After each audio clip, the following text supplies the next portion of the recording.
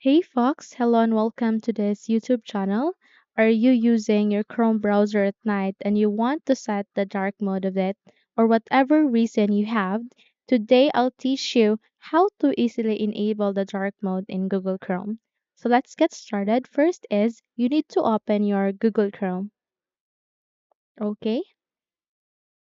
So the moment you are here, go at the upper right side of your screen and it has this three dots. Tap that to see more and scroll down to find settings. Once you find it, click it to see more. Okay? So once you're being redirected here at the settings, go for the left side of it and it has this list of options.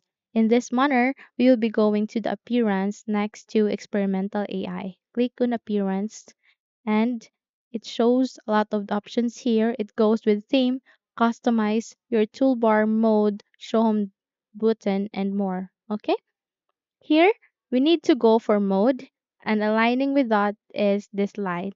Click the down arrow here and simply choose dark. And in that moment, you have just enabled the dark mode in Google Chrome. Okay?